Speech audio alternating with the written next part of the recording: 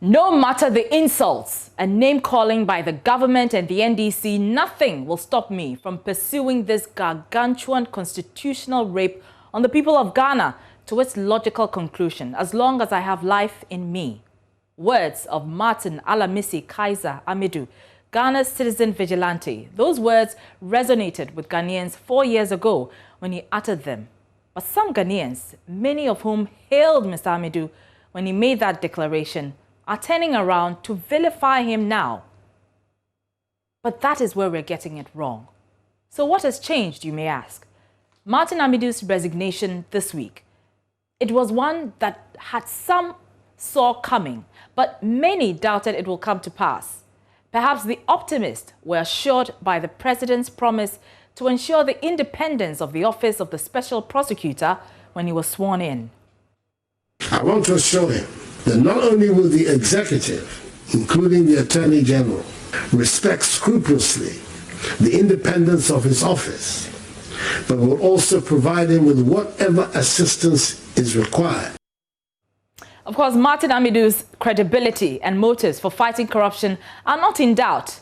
Even before he was appointed as special prosecutor by the MPP, a party in direct competition with the NDC, a party he's affiliated with, Martin Amidu was fighting causes all in a bid to protect the public purse. You recall how he vigorously pursued the 51.2 million cedi Woyome case. This is what convinced many, including the MPP, that he was the right man to prosecute the agenda of fighting corruption, hence his appointment as special prosecutor. Will not allow anybody to do anything that is contrary to maintaining the ideals and values of the Constitution which we fought to bring in force. The only way we can do that is to protect the national purse. Martin Amidu must not be vilified. He accepted to serve in the government of an opposing party because of love for country and to some extent disdain for the leader of his political party, John Mahama. He felt pushed to step aside when he became convinced the independence he was assured of no longer existed.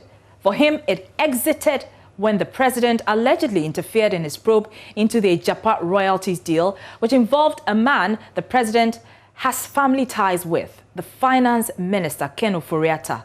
Of course, the presidency has rejected and denied those claims.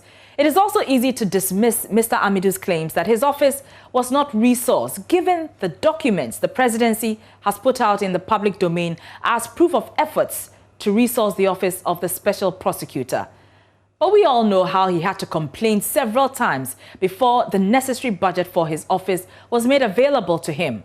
To make matters worse, staff seconded to his office were allegedly found to have been compromised during the investigations. In fact, according to Mr. Amidu, one of the investigators is alleged to have said that the contracts for sale case involving the dismissed PPA boss was so good that each of them could benefit from it.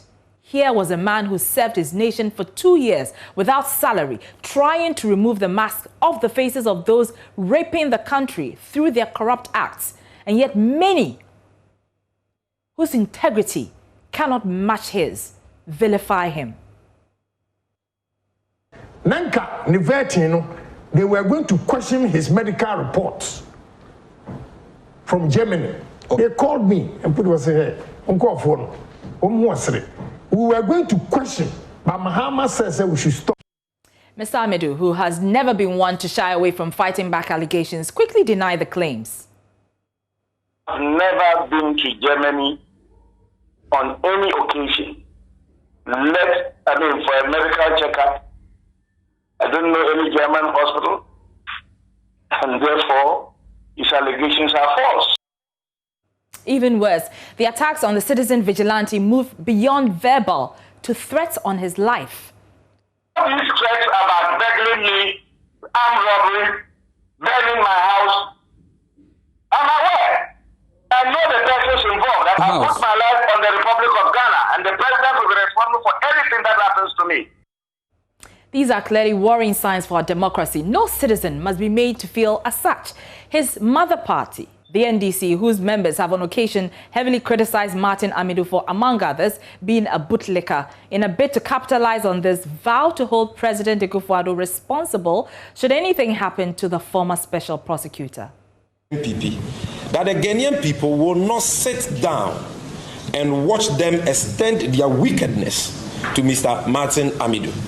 Therefore, should anything happen to him, President Akufo-Addo will be held responsible.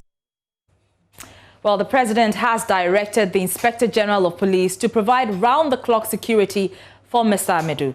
That is all well and good, but he must go beyond that and ensure the attacks against Mr. Amidu stops. Because love him or hate him, this is a man who is single-handedly trying to change the narrative on our corruption culture.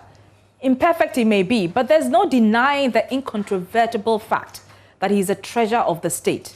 And so the vilification must stop.